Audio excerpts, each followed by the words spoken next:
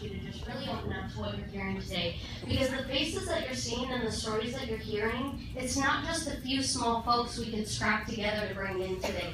There are hundreds and thousands of individuals out there right now, marginalized and voiceless, okay? This predatory process, what it does is it binds us and it blinds us, okay? It connects us together, but it also blinds us from being able to see those connections. This is an extremely complicated process that you guys are overseeing. I have a feeling that there are those in this room that don't even really know how to navigate understanding DTR as it stands today. Then we're going up against big corporations that have extremely powerful legal teams. Don't think that as these businesses were designed, and don't think that as accrediting agencies were accrediting these companies, that a lot of strategy went into this with legal teams to make sure that they were dotting their I's and crossing their T's. So when you have students put in a situation where you're asking them to prove fraud and to prove that they were misled, how do you get them to prove the verbal?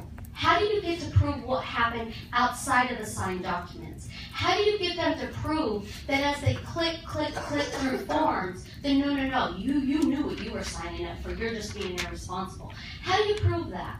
I really take that into consideration, because what I know from working in this industry that's different than other schools that I've been to, they hold your hand through this entire process, man. From the minute that lead comes in and a rep picks it up, from the minute you're the, what do they call it? The director of first impressions, I think is what they call the receptionist, right? From that moment when you walk into the school, you are locked in and somebody is basically escorting you through the entire process. And that's their level of customer service that they sell, that they're offering to you, right? We're really gonna make this easy and what they say is transparent. But as they take these students through this process, that's where the manipulation comes in. Okay? In a short amount of time, in a condensed visit, a student is making the most drastic, life-altering decisions that they'll ever make. Bigger than buying a home, bigger than buying a car. Okay? You can foreclose and get out of those. Student loan debt, you, like somebody shared, you get cancer. That's your best ticket out of it at this point. So as these students are walked through this process with their recruitment rep, we are trained, we are conditioned. For 10 years, I worked in a business model where I was excellent at overcoming objections. I mean, if you guys want to have fun and throw some objections at me, I will overcome them. That's what I was paid to do. You know, just the other day, I went through and I reread the STAR bonus report for what my bonus was built on when I worked for ITT Tech. And I just looked back at it and I was like, wow, yeah, like the system is designed to bind and blind, okay? So even as an employee, you want to believe that what you're doing is right. You want to believe that you're really providing these students the right outlet to set out on the right foot and make some changes in their life. No, I'm sorry. That's not what's happening here. But the business, the for-profit model has been sold out in such a way, we don't even know who we need to point the finger at anymore. Do we go after the executives? Do we go after the accreditor? Do we go after the DOE? It's so convoluted. But at the end of the day, hundreds and thousands of people are out there suffering. They're not getting the jobs they're promised. They're not getting the transfer credits. They can't continue with a better institution. They probably don't even know what the privilege is of getting an actual quality education. Because I'm going to tell you right now, from going to these schools, all I had to do was crash study the night before and take these tests. I had a 3.8 when I left ITT Tech, and I promise you, I did not learn anything. That hard drive that we paid for $400, I don't know if it goes in the front or the back of the machine. I don't know, but I got my degree and I got the grade I was looking for. So without rambling, lost my train of thought. Discharge this debt, absolutely. Across the board, the burden should not be placed on the student. I also want to say that I think the 2-year statute of limitations, that is laughable. What the hell can you do in 2 years when you just got out in figuring out, oh, all of a sudden an apple hit your head and, oh, I was defrauded? No, these students get out of school and they're trying to make use of useless degrees. And in that 2 years, they're trying to figure out, how will I pay for my car? How will I get child care? So you really think that in 2 years after leaving school, you're just going to have this sudden epiphany that you were defrauded? It's through the grassroots organizing that has brought this to the attention of individuals that have been defrauded. It is through the grassroots efforts of individuals volunteering to go out there and raise awareness that has brought us to this room today. It wasn't the Department Department of Ed notifying us that, hey, Corinthian, there were some issues, there was some fraud. That's not what got us here, okay? So these are all things that I hope you take into consideration. I also want to offer, if anybody wants to speak to me outside of the meeting in greater depth, I would be more than happy. I have a lot of opinions, a lot of things to say about the business practice, the accrediting agency, and I also really do think that the Department of Ed is responsible for co-signing and co-creating a predatory structure that we're now dealing with that is now a systemic issue, class-wide, affecting citizens of our United States. Thank you and have a great day.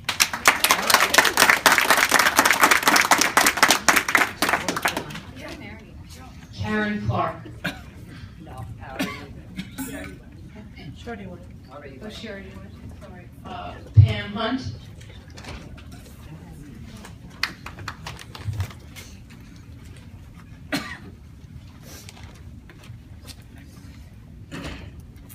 My name is Pam Hunt. I'm a 2009 graduate of Corinthian Online. I got my master's degree in criminal justice.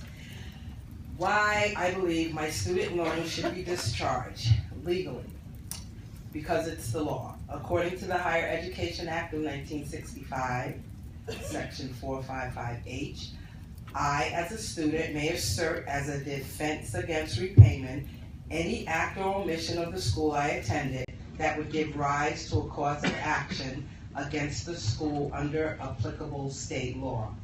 I, along with many others, have shown that Corinthian colleges, specifically in my case, Everest University Online, engaged in predatory lending and fraud by their act of omission. They did not tell me that regionally accredited universities do not accept credits earned at their college which lack regional accreditation, when in fact their only accreditation is the Accrediting Council for Independent Colleges and Schools, excuse me, which is a nationally recognized accrediting agency by the United States Department of Education. This information was falsely conveyed to me. Therefore, my master's degree in criminal justice is essentially worthless. By their commission of fraud, regarding their job placement program, the fact that I was practically guaranteed employment in my field of study when I graduated was the deciding factor for me when determining what college I would attend. That proved to be futile, as their job placement program consisted of a few links to internet job sites.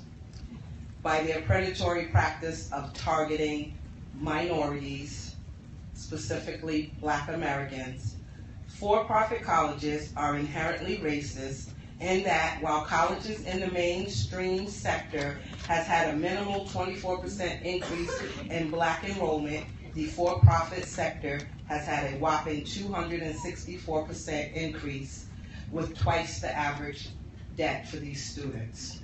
And because you, the DOE, were complicit in their predatory tactics, in that you continued to fund them through government loans while you yourself were investigating them, I have had to pay the price in the worst way. Instead of bettering my life, it became unbearable. I could not, and still have not, been able to become employed in my field of study. I have over $172,000 in student loans. However, I am employed as a PCA, which is a patient care attendant, and the hourly rate is less than $15 an hour. I came here last year to announce that I was embarking on a student debt strike, and as I said in with the meeting with you, the DOE, your team seemed to exhibit signs of deep concern. However, here it is a year later, and nothing has been done. Nothing has been instituted to show me any type of relief, and while I was patiently waiting for a discharge, the house that I rented went into foreclosure, and I was given the opportunity to try to buy it by the bank, but I was told that because of my debt-to-income ratio, I was not eligible for a mortgage. although I am on the income-based repayment, which I pay zero, the mortgage consultant told me that before the 30 years was up, that loan would come into repayment. And based on my salary today, I would not be able to pay the mortgage and the loan, excuse me, and the student loan. So he denied me. He told me if I could get a 30-year deferment letter from the Department of Education, he'd give me the loan on the spot. So, me being the optimist that I am, I wrote a letter to Ted Mitchell and asked for a 30-year deferment letter, and I'm still waiting for his answer. But in the interim of that whole situation, I became homeless with my 5 children, and this was recent. I'm talking like October. And I lived from hotel to hotel because I could not purchase the home, and I had nowhere to go, and I have a severely disabled son, and the home I lived in for 10 years was designed with him in mind. It had a wheelchair ramp. It was handicap accessible, so obviously I would want to, stay there. But it wasn't possible, so I had to pack up my kids, and we lived from hotel to hotel. So when you want to say to me that the situation of discharging student loans is an individual process, I say that that's absolutely wrong. This is a mass process. I was not targeted individually by this predatory school. They preyed upon the masses, and so therefore these loans should be discharged the same way that they preyed upon us. Thank you. All right. Tanya Suggs.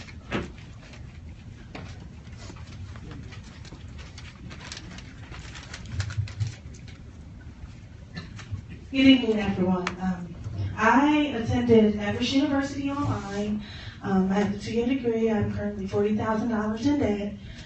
Before attending college, I was living in low-income housing. The reason that I attended college was to get out of that situation, to do better, and that's why I attended college. So here I am now, a year later, from becoming a debt striker. I am still in the same position, if not worse, in a more worse position. I can't pay my bills. I'm unemployed. I applied for over 300 jobs and still haven't got a call back from either one of them as far as government jobs because I have a criminal justice degree. I think it's wrong because now that I've been defrauded and I'm in a worse situation, I just think it's wrong that I have to take money out of my son's mouth to give it to the government. I just think that's absolutely wrong. And as far as the individualized process, like everyone else said, that's wrong as well. That's not going to work, and we're not going to settle for it. We're going to continue to come back. We're going to continue to organize, and we're going to continue to push harder and harder and harder until they get it, because this is it's becoming a bigger and bigger and bigger issue. And I just want everyone to understand that that has ruined our lives. Like, you don't understand. I would love to be in your position right now, making 6 figures and living as lovely, and living happily, but I just can't do that. So, just take that into consideration. Where you are, I would love to be there. I studied hard to be where you are. And look where I'm at. I can't pay my bills. I have a 19-month-old son, and we are struggling. And that's all I have to say.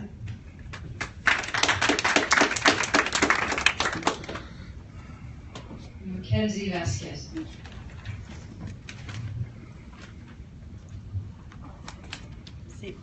My name is Mackenzie. I'm 22 and I'm from Santa Cruz, California. I attended the San Jose Everest campus for a medical assisting degree or certificate.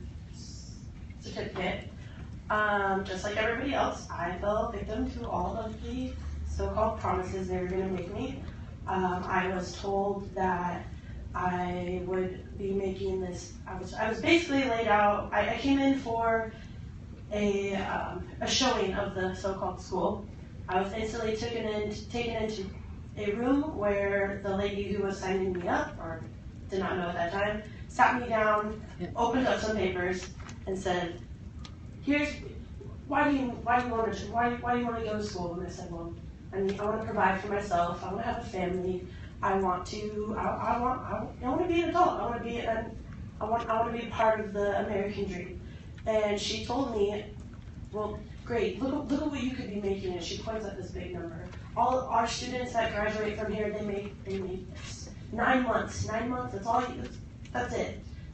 I mean, I'm 19 at the time, so I mean, I come from a background with 2 parents who don't have.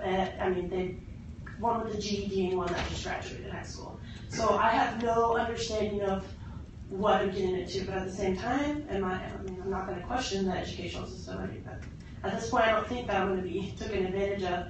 So she shows me all these numbers. She tells me this is everybody. This is how many people graduate. So only 2 people from this year didn't graduate. And shows me all these things, and I say, okay, well, I can sign up, but I need to know that I'm going to get help because I'm commuting and I work 40 plus hours and I live in like the 5th expensive city in the United States. She tells me, "Don't you worry, you're going to get that. You're going to get you'll get help. Don't worry, we're here to help you." Perfect. So she pulls out these papers and she has me initial. And half the time she goes, "Don't worry, this is just our rules. Just sign here, just sign here." Just talking very nicely to me. Anyways, I get through all these papers. I come to school and I'm about a month or 2 in. I haven't received any help and I'm struggling. I'm barely making gas to get there. I'm living off of food from free food from work, and I go talk to them about the help, and they tell me, "Well, no, that paid for your books, and that was the help that we were giving you." And the financial aid lady walked out on me and told me she didn't have time. And then about 2 months in, I am having teachers aren't there. I'm sitting in a classroom with no teachers, and the students are just hanging out. I'm being taught by another student who has maybe been there for 2 months how to draw blood. There's horrible things going on in this classroom that are definitely not, you should not be doing with needles, and just really absurd. And I'm being sat in a room to be on a computer for 6 hours because they don't want a teacher to teach us. I didn't pay $30,000 for that. That's not, I can do that at home. I didn't pay $30,000 to have a student teach me how to draw blood. And then I get told that 3 months in, you have a $25 to $50 fee that you need to pay every month. I don't know what it's for. They tell me it's a TFC payment. I have no idea to this day what that payment was. And by the 3rd month, I could not continue to pay that payment. So they kicked me out of school, told me I couldn't come back unless I paid. And when I said, "I barely have food for myself, I can't pay this, but I want to come to school," they told me, "You need to get your priorities straight." I'm 22, I didn't finish, I'm $30,000 in debt, and I have nothing to show for it. Nothing. I can't get a car, I can't buy a house, I can't even put a cell phone in my own name. And I went to school to better my life. And the worst part is you have this 2-year limit, this limitation. I didn't even know that it was that bad. I just thought that was school. I mean, this is the first college I've ever been to. So I didn't know that I was being taken advantage of. Until later, I come to find out that they're being sued and that they're under investigation. They've been under investigation for 7+ years. If you're investigating them for 7+ years, you're going to give me 2 years to do it. I don't see how that works for me. It doesn't work for me. It's not fair. And I'm tired of being held accountable for being a criminal. I did nothing wrong but go to better my life. And now I'm stuck dealing with it. I can't go to another school to go get a real education. I mean, I don't know what to do, and I feel like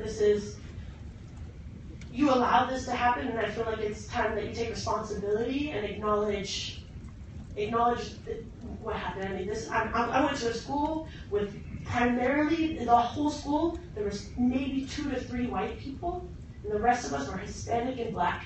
And I and my friend who went to this school, this whole school, I'm not even joking, we were the only 2 girls without children. And you're going to sit here and tell me this isn't predatory lending, this is straight predatory lending. And it needs to be dealt with and taken care of and taken seriously. Because I'm 22 and I do not have a chance at a regular life right now.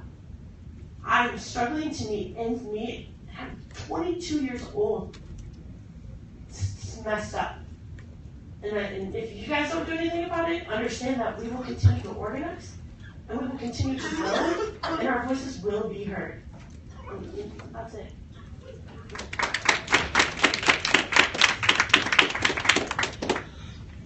Paul Hicks.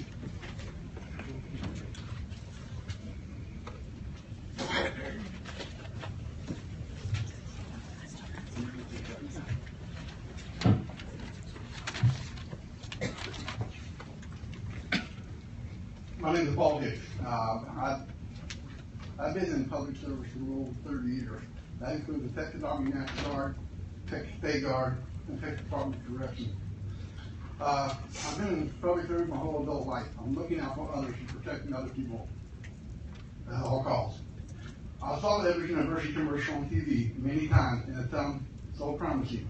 All I had to do was make that call and make a change. My life will. It did. Made a change for worse. When I started at Everett University in 2009, I had high hopes and dreams of a better future for me and my family when I graduated with a associate's degree in 2012. I thought, this is the beginning of a new chapter in my life.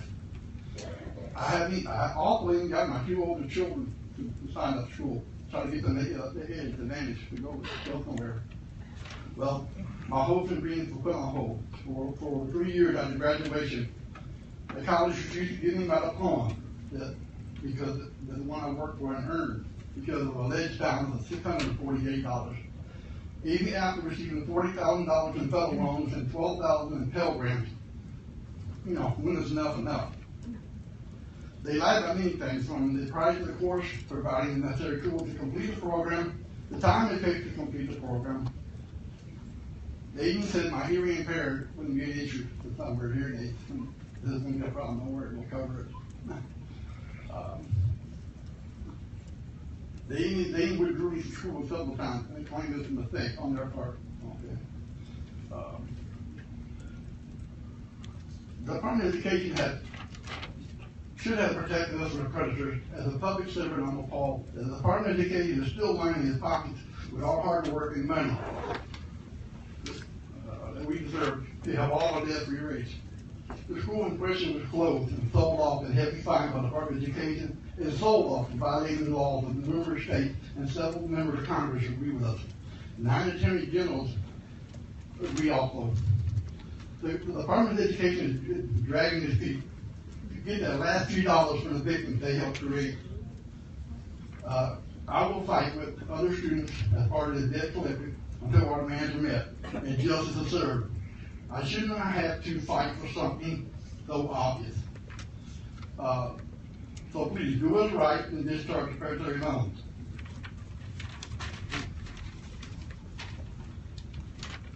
I will leave this with you.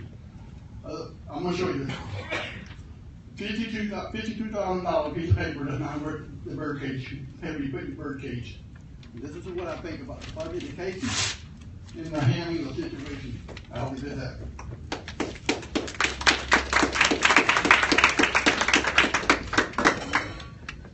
That's everybody on the list. Is there anyone else in the audience who would like to address the committee at this time? Okay. I would like to thank, on behalf of the committee, all of you for coming down to share your stories with us. So thank you very much, and I'm sure they will have an impact on our discussions as we proceed. At this point, we'll adjourn, and we will reconvene tomorrow at 9 a.m. Oh, yes? Found a cell phone? In the bathroom, ladies' bathroom. So, is there a cell phone in the ladies' bathroom? Found. Okay. Okay, so again, we'll adjourn, and we'll reconvene tomorrow at 9 a.m.